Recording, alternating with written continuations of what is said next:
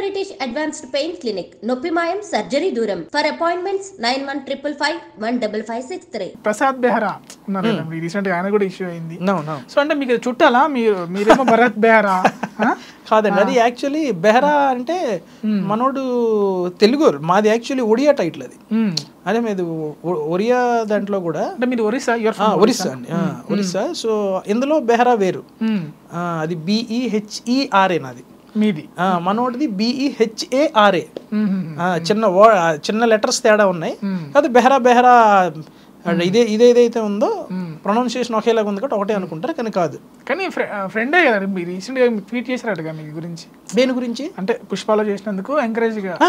మనోడు యాక్చువల్ ఒక సిరీస్ కూడా చేసాం మేము, తమ్మడ మీడియాలో సింగిల్ VIP సిరీస్ కూడా చేసాం. సిరీస్ మనోడే రైటింగ్, దానికి మనోడే రాశాడు. ఎందుకు మరి ఇలా కావాలని చేస్తున్నారా అమ్మాయిలు, ఎందుకు అవుతున్నాయి అది అసలు అదే కదా అర్థం అవ్వట్లేదు, ఏం జరుగుతుంది అసలు అని. అలాగని చెప్పి మనం ఒక కంప్లీట్ ప్యూర్ జడ్జిమెంట్ కూడా ఇవ్వలేకపోతున్నాం, నిజమా అబద్ధమా అని. ఒకటి తర్వాత ఒకటి న్యూస్లో వచ్చేసరికి షాక్. అసలు ఇది మనోడా ఇలా చేసాడా అని అంటే అసలు నమ్మదు కావట్లేదు. అది కంప్లీట్గా డీటెయిల్గా వెళ్తే తప్పించి. సో మనోడు కూడా ఇంక మరి బిజీ అయిపోయాడు. ఇప్పుడు ఆ సింగిల్ VIP మేము సిరీస్ చేసిన తర్వాత మనోడు ఇంకా ఆ తర్వాత మావిడాకులో అని సిరీస్ చేశాడు, కట్ చేస్తే మళ్ళీ ఇన్ఫినిటీలో పెళ్లివారు మండి చేశాడు కదా. మనోడు కొంచెం బాగా బిజీ. ఇప్పుడు ఆబ్వియస్లీ ఒక స్టేజ్ నుంచి ఒక ఆర్టిస్ట్ ఇంకో పై స్టేజ్కి వెళ్తే వాళ్ళ ఫ్రెండ్ సర్కిల్ అనేది మారిపోద్ది ఆబ్వియస్లీ. సో ఇప్పుడు నా క్యారెక్టర్ ఏంటంటే వన్స్ వాళ్ళ సర్కిల్ మారిన తర్వాత ముందులాగా నువ్వు ఎందుకు మాట్లాడలేదు, నువ్వు అది మనకు ఉండదు. ఎందుకంటే ఇప్పుడు ఫర్ ఎగ్జాంపుల్ మన స్థాయి కూడా పెరిగితే మన సర్కిల్ పెరిగిపోద్ది, మనం వాళ్ళతో ఎక్కువ రెగ్యులర్ కాంటాక్ట్లో ఉండలేము. సో అలాగే మనోడు కాంటాక్ట్లో లేడు. ఇంకా మళ్ళీ పుష్ప 2 రిలీజ్ అయిన తర్వాత చూసి నాకు ఫోన్ చేసి కంగ్రాట్స్ రా అన్నాడు. అంతే. మళ్ళీ అప్పుడు 2 years తర్వాత మళ్ళీ ఇప్పుడు పుష్ప 2 రిలీజ్ అయిన తర్వాత కాంటాక్ట్ అయ్యాడు. అని అంటే థ్యాంక్ యూ అన్నా, అది ఇదన్నా అని అంటే సరే ఉండైతే నీ పోస్ట్ పెడతాను రా, స్టోరీ పెడతాను, కానీ నేను ఇంకా సినిమా చూడలేదు, స్టోరీ అయితే పెడతాను ఇదే అన్నాడు. థ్యాంక్ యూ అన్న, ఏదో ఒకటి పెట్టయితే అంటే పెట్టాడు. ఇంకా నేను ఇంకొక 1 week 10 days అయింది, ఇంటికి వెళ్ళా, ఇలాగ ప్రసాద్ బెహ్రా అని స్టోరీ వచ్చింది. షాక్ అసలు, ఇది ఎందుకు ఇలా జరిగిందా ఏంటి అని. సినిమా వాళ్ళంతా యాగం చేయాలేమో. ఇప్పుడు ఆల్రెడీ పుష్పలో కూడా కేశవ పరిస్థితి అలాగే, అది కూడా అలాగే. అసలు వింటుంటేనే రోజుకి ఒక స్టోరీ వస్తుంది, ఇది నిజం జరుగుతుందా ఒకటి తర్వాత ఒకటి. అసలు స్టోరీలు రకరకాలైనా కానీ పళ్ళు అవుతడం అది కదా మెయిన్, అది ఇబ్బంది అయిపోతుంది ఎక్కువ.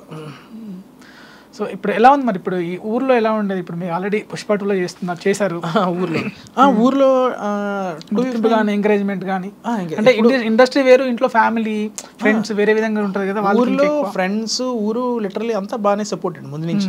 ఎందుకంటే మా ఊర్లో నుంచి సినిమా ఇండస్ట్రీ ఉండేది నేను ఒక్కడనే, మరి ఇంకా ఎవరు లేదు. ఎందుకంటే అంత దూరం నుంచి హైదరాబాద్లో అక్కడెక్కడో ఒరిస్సా, అది ఒరిస్సా కంప్లీట్ ఒరిస్సా కాదులే, బార్డర్ మాది, నెక్స్ట్ స్టేషన్ నుంచి ఆంధ్రాయే, కానీ ఇంక ఒరిస్సా అండర్లోకి వస్తుంది కదా.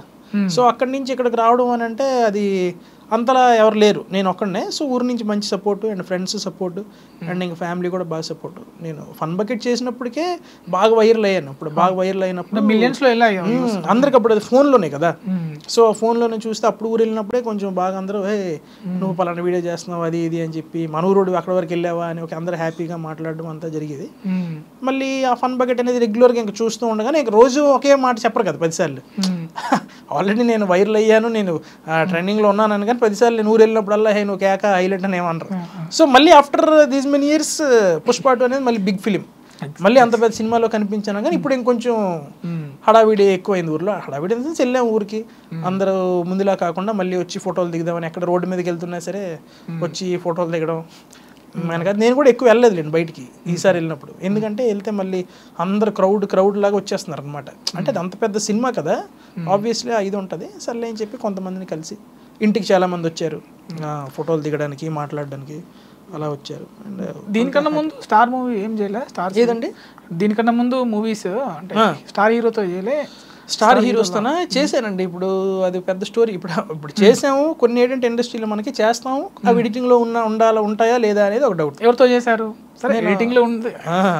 డిస్కో రాజా చేశా, చాలా మంచి క్యారెక్టర్. అసలు డిస్కో రాజాయే పుష్ప కంటే పెద్ద బ్రేక్ అనుకున్నాను. రవితేజ గారితో మంచి కాంబినేషన్ అది, రవితేజ గారితో కాన్వర్సేషన్ అది చాలా ఫన్నీ సీన్ అది. అసలు ఆ సినిమాతోనే హైలైట్ అయిపోతాను అనుకున్నాను నేను, కానీ ఇది అన్ఫార్చునేట్లీ ఎడిటింగ్ లో పోయింది. చెప్పండి ఒకసారి, అంటే ఆల్రెడీ ఈ సినిమా కూడా రిలీజ్ అయిపోయింది, సినిమా కూడా అయిపోయిందా? అంటే కొంచెం పెద్ద సీన్ అది. సార్ నేను యాక్చువల్లీ ఎట్లా ఉండేది ఇప్పుడు సారు అది ఏంటంటారంటే రవితేజ గారు ట్రాఫిక్ పోలీస్ గెటప్ వేస్తారు, అది సాంగ్ ముందు సీన్ అనమాట. నేను ఇలా బైక్ మీద వస్తా, బైక్ మీద వచ్చి అని అంటే ఆపుతారు. ఆపిన తర్వాత హెల్మెట్ ఏదరా అని అడుగుతారు అనమాట. అక్కడ ఒక చిన్న ఫన్నీ సీన్, హెల్మెట్ లేదంటే సార్ ఇప్పుడే ఇంట్లో మర్చిపోయాను అని అంటాడు అని అంటాను అనమాట. అని తర్వాత ఆర్సీ ఎదురా అని అంటే ఓ సార్ యూసిల్లీ ఇప్పుడే సార్ వచ్చే ముందే మా ఫ్రెండ్ గడు పాకెట్లో పెట్టుకోరు అన్నాడు కానీ మర్చిపోయింది. సో వాళ్ళకి మళ్ళీ ఇంకో లైసెన్స్ అలాగే ఒక్కొక్క దాని మీదకి ఆ ఫన్ అని ఆ టైప్ ఆఫ్ ఆయనకి ఎటకారంగా నేను అంటూ ఉంటాను. అనిసిన తర్వాత సర్లే అని చెప్పి ఫైన్ కట్టు అని డబ్బులు తీయమంటారు. ఫైన్ కట్టు అని డబ్బులు తీయమంటే నేను అప్పుడు చిన్న డ్రామా ప్లే చేస్తాను, ఎమోషనల్ డ్రామా. సార్ యాక్చువల్ అని చిన్న అంటే నిజం ఏడుపు కాదు, అది దొంగ ఏడుపు. ఆ టైప్ ఆఫ్ చేసిన తర్వాత సార్ వచ్చి ఆ డబ్బులు తీసుకొని ఆ పక్కనే ఒక షాప్ ఉంటుంది, ఆ షాప్లో హెల్మెట్ తీసుకొని వచ్చి హెల్మెట్ నా మీద ఇలా పెడతారు. నేను నిజంగా డ్రామా చేసినట్టు ఏడ్చి ఇలాగ మా అమ్మగారికి ఒంట్లో బాగాలేదు సార్ అని ఏదో డ్రామా చెప్తారు కదా, నిజంగానే మీ అమ్మగారికి ఒంట్లో బాగుందో లేదో నాకు తెలియదు కానీ నీకేదైనా అయితే ఎక్కువ బాధపడేది ఆవిడే, అందుకే బైక్ మీద వెళ్ళినప్పుడు ఎప్పుడు కూడా హెల్మెట్ వేసుకొని వెళ్ళాలి అని చెప్పి హెల్మెట్ ఇలా పెట్టి ఒక చిన్న సోషల్ మెసేజ్ లాగా ఇచ్చి వెళ్ళిపోతుంటే నేను మళ్ళీ డ్రూరన్ బండి మీద వెళ్ళి సార్ అని పిలిస్తే అని అంటారు. నాకు చిన్న డౌట్ ఉంది సార్, ఇప్పుడు ఎవరైనా పోలీసు వాళ్ళకి డబ్బులు ఇస్తే మడత పెట్టి జోబులు ఎట్టించుకుంటారంటే కానీ మీరు కానీ ఎట్టు సార్ నాకు వెళ్ళి హెల్మెట్ కొనిసి ఇచ్చారు అని మళ్ళీ ఇంకోటి నా స్లాంగ్లో అంట లైసెన్స్ ఎదురా అంటారు. సార్ వస్తాను సార్ అని వెళ్ళిపోతా. సో అదొక సీన్. అలాగే ఇంకొక సీన్ ఇలాగ ఒక 2-3 ఫన్నీ సీన్స్ ఉన్నాయి. అన్నీ పోయాయా? పోయింది అలాగని అంటే అంత పెద్ద స్టార్తోని ఆ డైలాగ్ ఇది అనేది. అంటే ఎలా ఉండేవారు రవితేజ గారు మీతో, అంటే బిహైండ్ ద స్క్రీన్ అంటే ఇంతే జరిగింది నార్మల్ అంటే మాట్లాడారు అంటే మీరు పంచలేశారు కదా సినిమాలో తన పంచ్. అదే నేను ఎందుకు అన్నాను అది బ్రేక్ అవుతుందని అనుకున్నానంటే ఆయన యాక్చువల్ అందరికి పంచులు వేస్తారు కదా, లిటరల్ నేను ఆయనకే వేస్తాను పంచు. సో అందుకే ఆ సీన్ బాగా పేలుతుంది అనుకున్నా. సార్ బాగానే ఉన్నారు, బాగానే మాట్లాడారు. అంతా అయిపోయిన తర్వాత చాలా ఓపెన్గా ఉంటారు ఆయన. సినిమా అయిపోయిన తర్వాత కూడా వెళ్ళిపోతుంటే సార్ ఒక ఫోటో సార్ అన్న అప్పుడే ముందే అడగచ్చు కదా అదే అంటే దాదా అన్న ఫోటో ఇచ్చారు అంతే. అది ఒక నైట్ షూట్ జరిగింది అనమాట రామోజీలో, అదొకటి. నెక్స్ట్ గుంటూరు కారం చేశా, గుంటూరు కారంలో కూడా పోయింది. గుంటూరు కారంలో కూడా మహేష్ బాబు గారి కాంబినేషన్. ఇప్పుడు అదేంటంటే పెద్ద పెద్దలతో చేస్తున్నాను, ఒకటి ఏమో మంచి క్యారెక్టర్ ఎదిరిపోద్ది అనుకుంటే మళ్ళీ ఎడిటింగ్ లో పోతుంది. మహేష్ బాబు గారితో అంటే అది మరి అంటే ఇప్పుడు రవితేజ గారు అంత పెద్ద సీన్ కాదు కానీ అంత పెద్ద సెలబ్రిటీ అంత పెద్ద స్టార్ తోని మనకి ఏదో క్యారెక్టర్ పడిన హ్యాపీనెస్ వేరు కదా. అది ఒక సునీల్ అన్న ఉంటారు సినిమాలో, వాళ్ళతో పాటు 4 యూట్యూబర్స్ ఉంటారు. అంటే యూట్యూబర్స్ ఇన్ ద సెన్స్ ఆ యూట్యూబ్ లో కొంచెం బాగా ట్రెండింగ్ అయిన వాళ్ళు పెడదాము, కొంచెం చూడడానికి రఫ్ అండ్ టఫ్ లుక్ ఉండాలి కానీ ఫుల్ కామెడీ చేయాలనే టైప్ లో డైరెక్టర్ గారు అనుకున్నారు త్రివిక్రమ్ సార్. సరే అని చెప్పి ఒక 4 సెలెక్ట్ చేస్తే మేమందరం సునీల్ గారితో ఉంటాం. ఒక చిన్న షాపింగ్ మాల్లో ఫన్నీ సీన్ అది. అయితే ఆ సీన్ చేస్తున్నప్పుడు సునీల్ అన్న ఫుల్ సీరియస్ ఉంటాడు, అది ఒక టైప్ ఆఫ్ ఫన్ అనమాట. వెళ్ళండిరా అని అంటే కొట్టడానికి వెళ్ళండి అనే టైప్లో. అలాగే ఒకరు వెళ్తాం, ఫన్ అవుతుంటుంది. అక్కడ మహేష్ బాబు గారు నించొని ఉంటారు, మనకు కొడుతుంటారు. మనం మళ్ళీ కామెడీగా సార్తో మాట్లాడుతుంటే పరిగెట్టి ఒక దగ్గర దాగుంటే పక్కన ఆడవాళ్ళ బట్టలు ఉంటాయి షాపింగ్ మాల్లో. ఆడవాళ్ళ బట్టలు తీసుకుని చూస్తుంటే రే ఆడవాళ్ళు బట్టలు వేసుకుంటావు నువ్వు అంటే అయిపోయిన తర్వాత చంపడానికి వెళ్ళినప్పుడేమో రే వేసేంట్రా అని నాకు ఒకటికి ఇలా కత్తిలు ఇస్తుంటే కత్తిలు పుట్టుకుని వెళ్తుంటారు సీరియస్గా. వెళ్ళిరా నువ్వు కూడా వేసి అంటేనే ఈ కత్తి వెళ్తే ఈ కత్తి రాదు, ఏంటి కత్తి రావట్లేదు అని చూడగానే ఈయన పట్టుకుని ఉంటారు. అదే మళ్ళీ ఇంకో చిన్న పంచ్ కొట్టినట్టు అలాగే ఒక సీన్ జరిగింది సినిమాలో. బాగుంటుంది ఆ ఫన్నీ ఫైట్ సీన్ కానీ కాన్వర్జేషన్ చిన్న డైలాగ్స్ బాగానే ఉంటుంది. అది పండక్కి రిలీజ్ అవుద్ది చూసుకుందాం అనుకుంటే అది కూడా పోయింది. అలాగే చాలా డిసప్పాయింట్మెంట్ ఉంటాయి ఎడిటింగ్ లో. అది ఇంకా ఇండస్ట్రీలో కామన్, అది అలవాటు అయిపోయింది. స్టార్టింగ్ లో కొంచెం బాధపడే వాళ్ళం కానీ అలా పోతున్నాయని. బట్ ఒక సెర్టైన్ స్టేజ్ మనకంటూ ఒక క్యారెక్టర్ పడి అంటే ఇలా ఇప్పుడు ఇంతవరకు చేసినవి చిన్న క్యారెక్టర్స్. ఈ సినిమాలో మనం యూట్యూబ్ వల్ల ట్రెండింగ్ అయ్యాం కాబట్టి పలానా ఒక పిల్లడికి ఒక క్యారెక్టర్ ఇద్దాం అని చిన్న బిట్ ఏదో పెట్టి అలా యాడ్ చేస్తారు. కానీ ఒక full length role throughout మంచి ఇంపాక్ట్ ఉన్న క్యారెక్టర్ ఏదైతే పడుతుంది సినిమాలో అప్పుడు మనకి ఎడిటింగ్ ప్రాబ్లమ్స్ ఇంతవరకు అలాంటిది ఏం పడలేదు. అంటే అంత క్యారెక్టరైజేషన్ ఉండే క్యారెక్టర్ పడలేదు. ఫుల్ లెంత్ క్యారెక్టర్స్ చేశా. ఇప్పుడు అహింస అనే మూవీ ఉంది, ఫుల్ లెంత్ చేసా. అందులో తేజ గారి మూవీ ఫుల్ లెంత్ చేశా.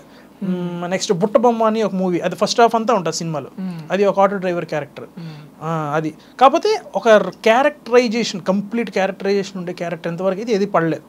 సో అది పడితే కొంచెం మనకి తేజ గారు ఎలా కొడతారంట కదా, నిజమేనా?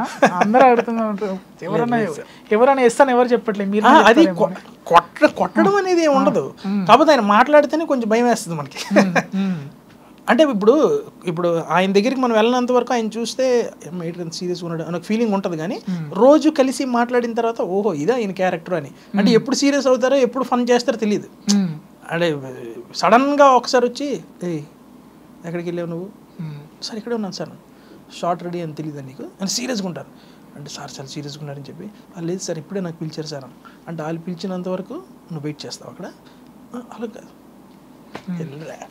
అంటే అది సీరియస్ అవుతారో తెలియదు. సో ఆ టైప్ ఆఫ్ క్యారెక్టర్. కొట్టడాలు గిట్టడాలు ఏం లేవు అసలు. టు బి ఫ్రాంక్ చెప్పాలంటే మాకైతే మేము షూటింగ్ జరుగుతున్నప్పుడు ఏదైనా డైలాగ్స్ చెప్పాలంటే చాలా ఓపెన్గా సార్ దగ్గరికి వెళ్ళిపోయి, సార్ ఇప్పుడు ఈ డైలాగ్ వెళ్ళేద్దాం అనుకుంటున్నాను, ఏడాస్తావు చెప్పరా అంటే ఇలాగ పంచి వచ్చింది, ఏసే ఏ డైలాగులు వస్తే చెప్పు నాకు నచ్చిందంటే పెట్టేద్దాం అంటే ఫ్రీడమ్ ఇస్తారు యాక్టర్కి, ఫ్రీడమ్ ఇచ్చేస్తారు. అంటే చాలా ఫన్నీ. అహింస అడివి గిడివి మొత్తం అయిపోయిందా? హింసేం అవ్వలేదు, బట్ లిటిల్ ఎంజాయ్ చేసాం బాగా. ఎందుకంటే మధ్యప్రదేశ్ అని ఊరు ఎప్పుడు వెళ్ళలేదు, సో మంచి మంచి లొకేషన్స్ తిరగడం చాలా బాగా. ఏంటి అప్కమింగ్ మూవీ ఏంటి? అప్కమింగ్గా ప్రెసెంట్ అయితే పొలిమేరా 3 అని, పొలిమేరా 1, 2 చూసారా, హిట్ ఆ సినిమా. అది 3 ఇప్పుడు తీస్తున్నారు కొంచెం హై బడ్జెట్లో. అంటే 1, 2 హిట్ అయింది కాబట్టి 3 పార్ట్ 3 కొంచెం హై బడ్జెట్లో చేస్తున్నారంట. సో దాంట్లో క్యారెక్టర్ ఓకే అయింది, మంచి క్యారెక్టరే. నెక్స్ట్ RC16 ఒకటి రామ్ చరణ్ గారిది, అది స్లాంగ్ శ్రీకాకుళం వేసాం, శ్రీకాకుళం వైజాగ్ స్లాంగ్ సినిమా అంతా. సో అందులో కూడా క్యారెక్టర్ ఓకే అయింది. ప్రజెంట్ చేయడం అయితే గీతా ఆర్ట్స్లోన మన శ్రీ విష్ణు గారి మూవీ చేస్తున్నాను. నెక్స్ట్ ఇంకోటి కొత్త హీరోతోని ఫుల్ లెంత్ ఫ్రెండ్ క్యారెక్టర్ ఒకటి చేస్తున్నాను ప్రజెంట్.